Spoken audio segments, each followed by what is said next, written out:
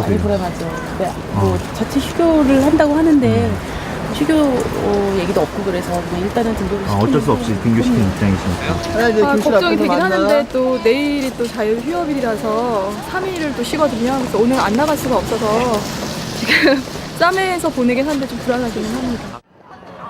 지난 5일 정동에서는 후쿠시마 원전 사고의 진실을 알려주는 세미나가 열렸습니다. 일본의 반핵운동가 반 히데유키 씨는 한국 국민들에게 할 말이 있다고 했습니다. 韓国の人に、世界中の人に迷惑をかけることになってしまったことについて、非常に、情けない思いで今はいっぱいです。 이틀 후 이른바 방사능비가 내릴 것이란 예보가 전해지자 시민들은 불안해했습니다. 비가 온다고 하지 않습니까? 역시 아침에 된다는 이런 말씀을 하고 계시는데 실제 현장에서 활동하시는 입장에서 우리 한국의 전문가분의 그 말씀을 일반 시민들이 믿어도 될지 안 믿어도 될지. 지난 4월 3일 노르웨이 대기연구소는 남서쪽으로 이동하는 후쿠시마 상공의 공기가 점점 북상해 7일 한반도 전체를 뒤덮을 것으로 예상했습니다. 여기에 일본 기상청까지 비슷한 전망을 내놓으면서 국민들의 불안감은 더욱 커져갔습니다. 비가 내리기 하루 전 기상청을 찾아가 방사능비의 가능성에 대해서 물었습니다. 그러나 기상청의 전망은 조금 달랐습니다.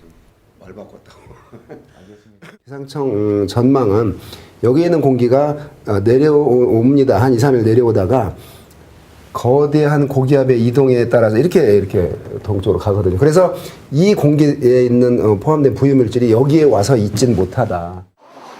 전국의 방사능 측정소는 모두 12곳. 서울과 경기 북부의 대기를 측정하는 곳은 이곳이 유일합니다.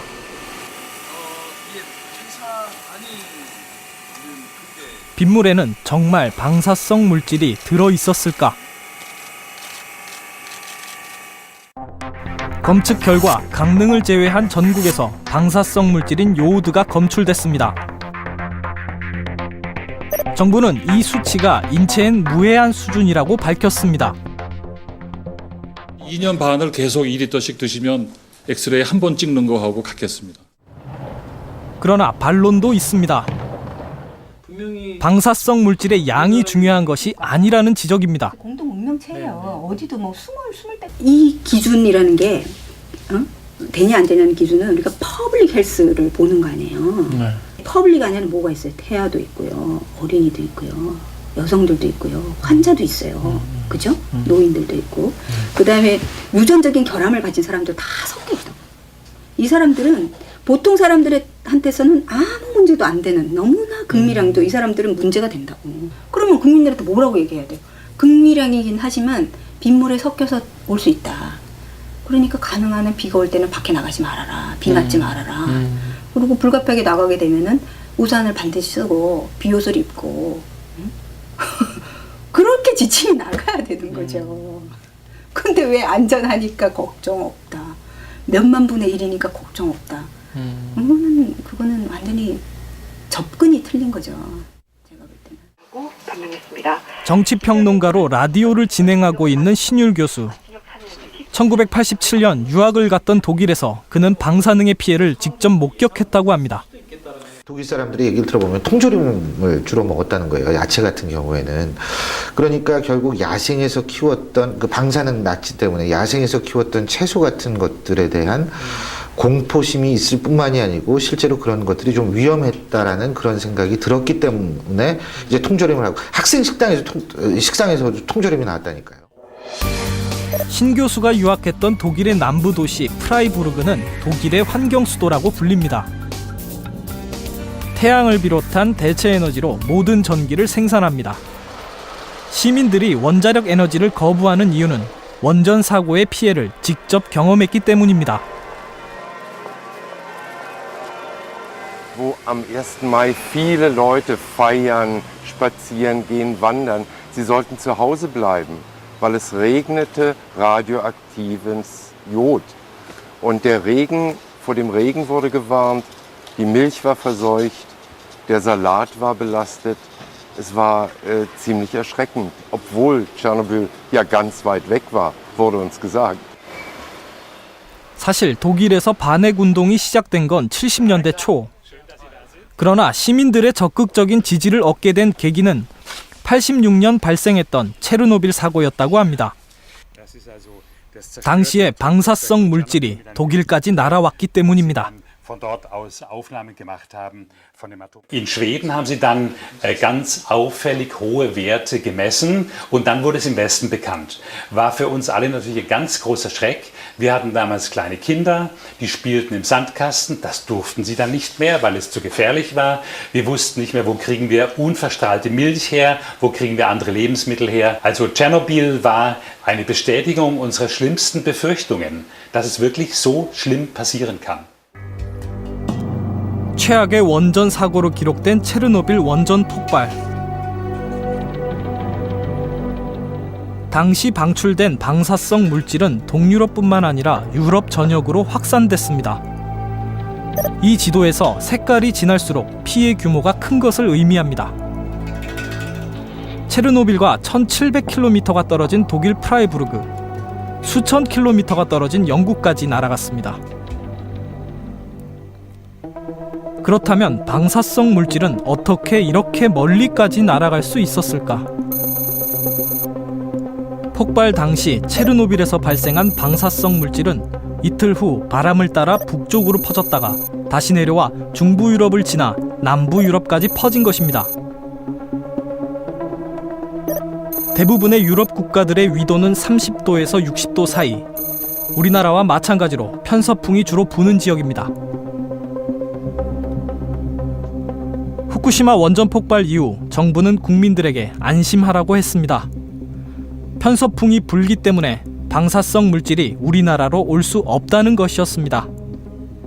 어떤 최악의 경우에도 우리나라 국민들께서는 방사선 피폭에 대한 걱정은 하지 않으셔도 된다라는 그런 결론이 되겠습니다.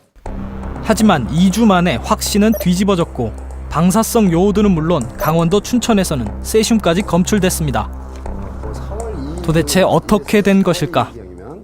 공기가 뭐 일정한 방향으로 가는 거 아니에요. 여기는 일로 가는 공기 있고 여기는 일로 가는 공기 이렇게 아주 다양하게 움직이기 때문에 그러한 편서풍 안에 포함된 하나의 경로라고 봅니다. 그런데 뭐 그 어떤 물질에다가 인식표 해가지고 뭐 어떤 셋대 추적하듯이 그럴 수는 없는 문제이기 때문에.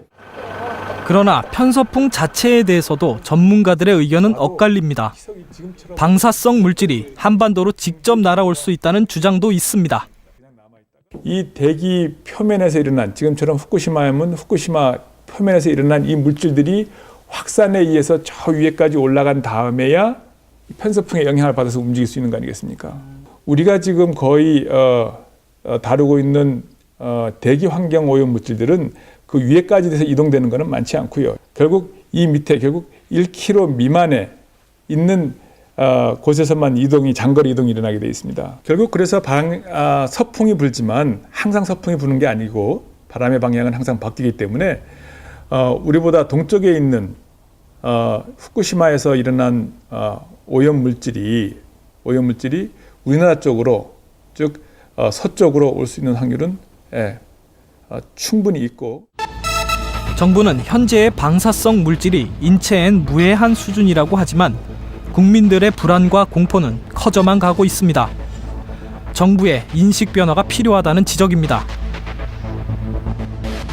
지금도 방사능 물질이 날아오고 있고 어제도 바로 방사능에 오염된 물이 이 태평양에 지금 뿌려진 거지 않습니까? 이런 일들은 앞으로 얼마든지 벌어질 수 있기 때문에 그 부분까지를 같이 고려해서 전문가들이 신중한 판단과 국민들에게 더 정확한 정보들을 제공해줘야 된다고 저는 봅니다.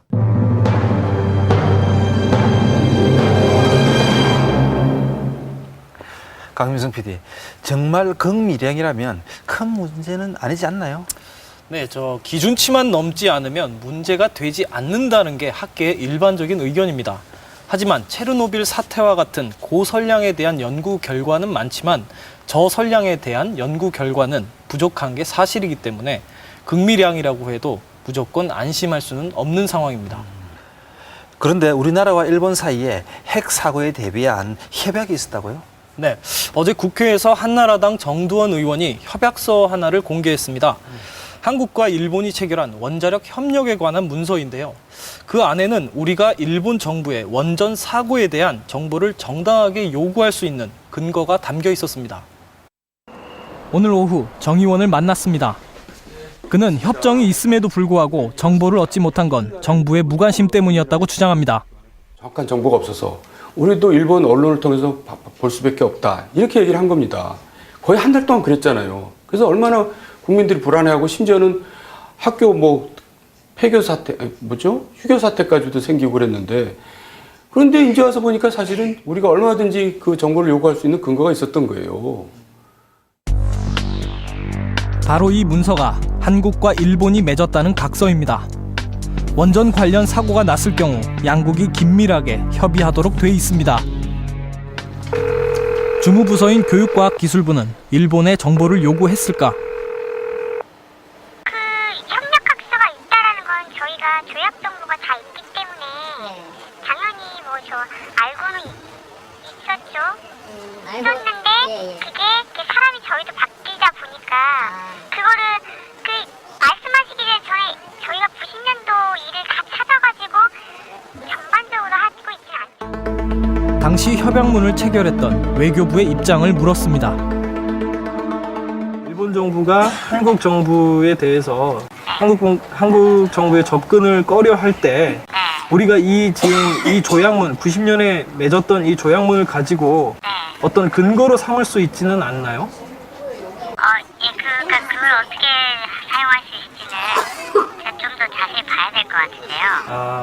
근데 이게 그 항의를 할 때 그 조약을 얘기할 수도 있겠지만 만약 그 조약에 위배되지 않는다고 나중에 나올 경우에 오히려 곤혹스러울 수 있어서 좀 기술적으로 법적으로 접근하는 게 아니고 양국 간 관계라는 저 폭력적인 측면에서 저희가 접근하는 게 더 맞을 것 같아요.